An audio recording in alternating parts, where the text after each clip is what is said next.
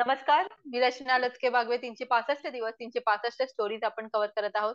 या निमित्ताने रोज वेगवेगळ्या क्षेत्रात काम करणाऱ्या लोकांच्या आपण मुलाखती घेत असतो. आणि आज आपल्यासोबत एक अशी व्यक्तिमत्व आहेत, ज्या एक गृहिणी, ते एक उद्योजिका म्हणून त्यांनी काम केलेलं आहे. आपल्यासोबत आहेत औरंगाबाद येथील पार्वती फुंडे मॅडम. सुषमा इंडस्ट्रीजच्या त्या फाउंडर आहेत. अधिक माहिती आपण त्यांच्याकडनं जाणून घेऊया. नमस्कार मॅडम. नमस्कार मॅडम. मी Parvati Mahadev Phunde. Sushma industry Kisan PVC pipe manufacturing company माझी औरंगाबादला. तर माझं शिक्षण 9वी पर्यंत झालेलं आहे. माझे मिस्टर महाराष्ट्र डिस्टिलरी मध्ये सर्व्हिसला होते. तर आपण काहीतरी करायचं. सुरुवातीला आम्ही साक्षरता राबविली. नंतर कापड दुकान टाकलं. त्याच्यावर न थांबता आपण काहीतरी मोठा बिझनेस करायचा. तर मग चंद्रया मध्ये 2005 ला मी जागा घेतली. जागा घेतल्याच्या नंतर उद्योग निवडायचा. मग उद्योग कोणता निवडायचा? मग आम्ही शेतकरी असल्यामुळं आपण म्हणजे मार्केटिंग कोणती करू शकतो, कारण तो शेतकऱ्यापर्यंत पोहोचायचा आणि शेतकऱ्याला आम्हाला सेवा द्यायची. नेहमी दुष्काळ वगैरे शेतकरी नेहमीच कर्जबाजारी असतो. तर आपण काहीतरी म्हणजे एक उद्योग पण चालू होतो, आपण शेतकऱ्यापर्यंत पोहोचवतो आणि त्यांना काहीतरी आपण मदत म्हणून करू शकतो. त्यास आमचा किसन पीयूष पाईप हा ब्रँड आहे. आम्ही शेतपर्यंत पूर्ण महाराष्ट्रामध्ये पोहोचला. नांदेड, मराठवाडा, महाराष्ट्र म्हणजे छान एकदम नामांकित कंपनी झालेली. पण जेव्हा तुम्ही एक गृहिणी होतात, तर गृहिणी ते उद्योजिका हा जो तुमचा प्रवास आहे तो कसा घडला? नेमकं तुम्ही केव्हा ठरवलं की मला स्वतःचा उद्योग उभारायचा आहे आणि तोही कोणत्या तरी मॅन्युफॅक्चरिंग सेक्टर मध्ये उभारायचा आहे? त्याच्याबद्दल थोडं सांगा. आम्ही साक्षरता राबवित होतो 1992-93. मग त्या साक्षरतामध्ये बरेच एमसीडीचे वगैरे काम केले.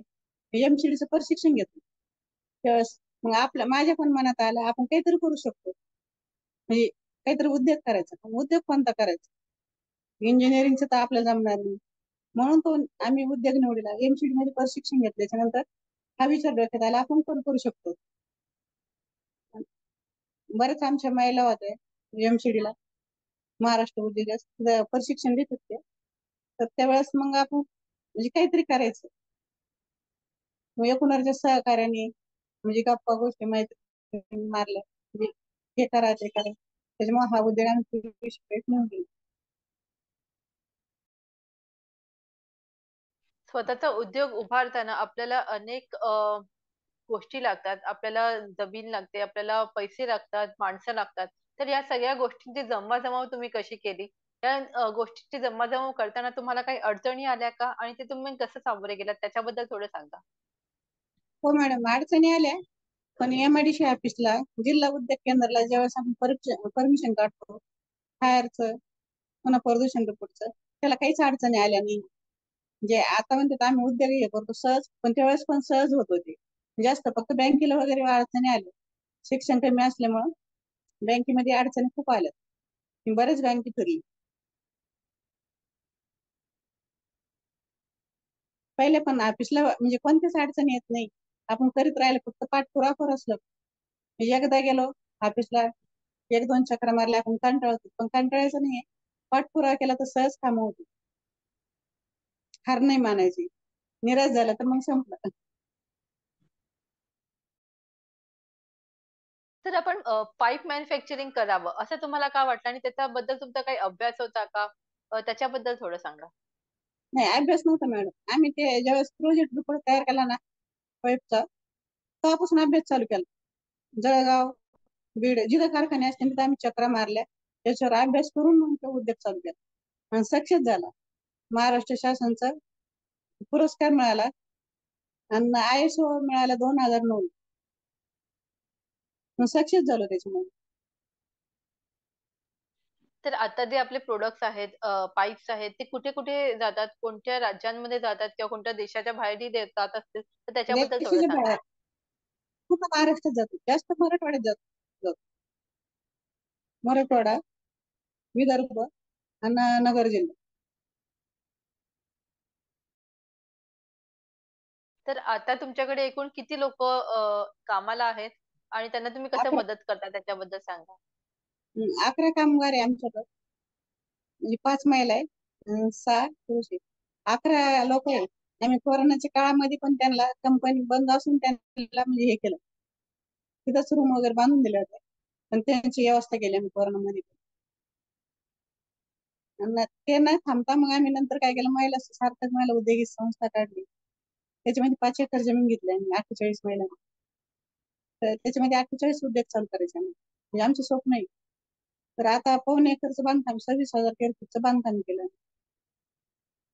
या महिन्यात BCC वगैरे मिळाली. आम्हाला 48 उद्योग चालू करायचे 1 वर्षाचा. मग या कामांतर्गत तुम्ही नक्की कोणती कोणती कामं करणार आहेत त्याच्याबद्दल सांगा. आम्ही ठिबक सिंचन, चटई, चटई मॅन्युफॅक्चरिंग, ठिबक मॅन्युफॅक्चरिंग, मग शेतीला जोड उद्योग चालू करणार.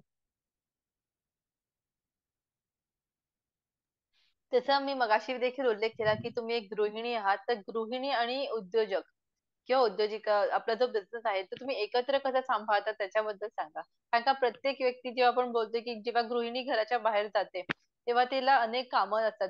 घराचे विचार तिच्या कंटिन्यू डोक्यात चालत असतात की नवऱ्याला हे द्यायचंय, मुलांसाठी हे करायचंय, सासू सासऱ्यांसाठी हे काम आहे आणि आपल्या बिझनेसचे पण विचार आपल्या डोक्यात असतात.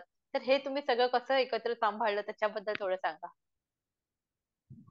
सांभाळायला घरातला सपोर्ट भरपूर आहे.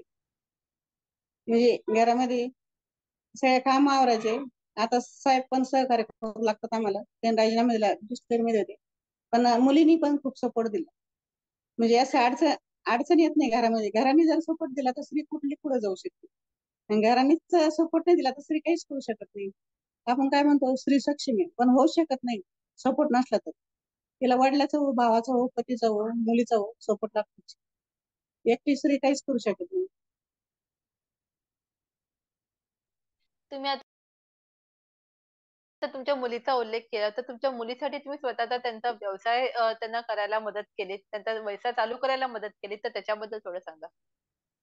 त्यांचं ब्युटी इंडस्ट्री, ठिबक सिंचनचं त्यांचं हे व्यवसाय. म्हणजे मी एक उद्योग आहे. आम्ही बरेच असे उद्योग टाकून दिलेले छोटे मोठे महिलांना. दरवर्षी 1-2, जास्त नाही. म्हणजे एखादी महिला म्हणे मला काहीतरी करायचं, किंवा सहकार्य करायचं, बँकेपर्यंत न्यायचं. ज्यावेळेस मला बँकेत एवढ्या चक्रा मारावं लागले, आता दुसऱ्याला मारावं नाही लागलं. आता सहज कामं होते. म्हणजे काहीतरी आपण करून दाखवतो. त्यास दरवर्षी आम्ही 2-3 महिला पार उभ्या करतो. मग छोटे का होईना, पापड उद्योग असो, छोटे छोटे कोणते असो, पण त्यांना सपोर्ट करायचं.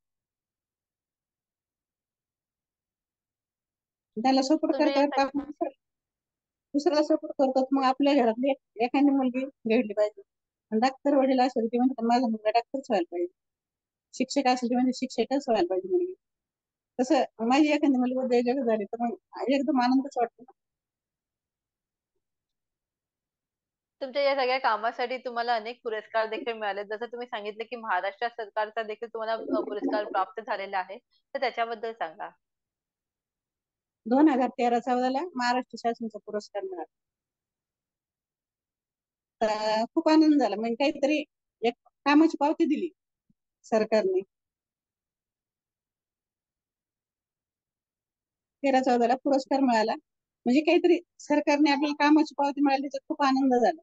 नंतर मीनाताई ठाकरे पुरस्कार मिळाला, एमजेमचा मिळाला, 22-23 पुरस्कार मिळाले. म्हणजे आपण काहीतरी करतो, पण चांगलं काम करतो, म्हणजे अजून पण आपल्याला अपेक्षा वाटते आपण काहीतरी अजून चांगलं केलं पाहिजे. एक सपोर्ट कसा असतो तसं या पुरस्काराचा एक सपोर्ट आहे, पावती कामाची. तर हे सगळं काम करत असताना तुम्हाला अनेक अनुभव आले असतील, अनेक चांगले वाईट अनुभव आले असतील, त्याच्याबद्दल थोडं सांगा. वाईट तर अनुभव येतच नाही मॅडम. आपण जर चांगलं मनात धरलं ना, वाईट अनुभव नाही येत. नाही आले तरी आपण काय करतो, थोडंफार वाईट अनुभव आला तर ते लक्षात नाही धरायचं, आपल्या आपल्या कामात राहायचं, काम करत राहायचं, ते वाईट निघून जात. आपण चांगला विचार केला तर चांगलेच लोक म्हणजे मिळतात. आणि आम्हाला अडचणी पण नाही आल्या, म्हणजे मार्केटिंगला नाही, कशाला नाही, शेतकऱ्यापर्यंत सहज माल जातो. अशी काही काही गाव आहे छोटे छोटे, तर आम्ही दत्तक घेतले आणि एक पाईप लागला तर ते लोक कंपनीत येतात. आम्ही शेतकऱ्याला पण कधी अडत नाही, एवढाच माल नाही तेवढाच नाही, कारण शेतकरी नेहमीच कर्जात असतो.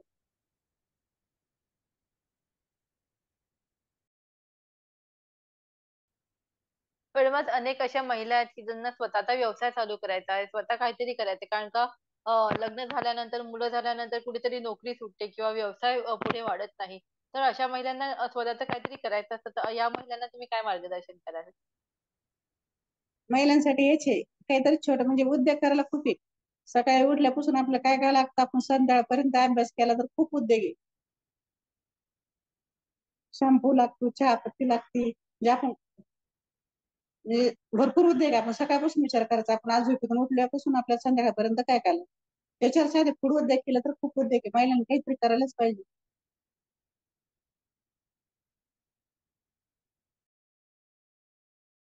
मॅडम, तुम्ही गृहिणी ते उद्योजिकापर्यंत आता पोहोचला आहात, तर या कंपनीचे आपले पुढे काय कामं असणार आहेत, काय प्रोजेक्ट असणार आहेत, त्याच्याबद्दल थोडं सांगा. हो, आमच्या कंपनीमध्ये अर्धा इंची पासून तर 4 इंची पर्यंत पाईप बनतो. अर्धा एक, आता इथून पुढे अजून म्हणजे अजून थोडं वाढायचं आम्हाला, म्हणजे काहीतरी अजून नवीन नवीन त्याच्यामध्ये प्रोजेक्ट आणायचे. मग एवढ्यावरच आम्ही थोडं थांबणार नाही, पण काही ना काही अजून चालू करणार. धन्यवाद मॅडम, तुम्ही वेळात वेळ काढून ही मुलाखत दिली आणि 365 दिवस 365 स्टोरीज या माझ्या सिरीज मध्ये सहभाग घेतल्याबद्दल खूप खूप धन्यवाद. थँक्यू. Thank you madam.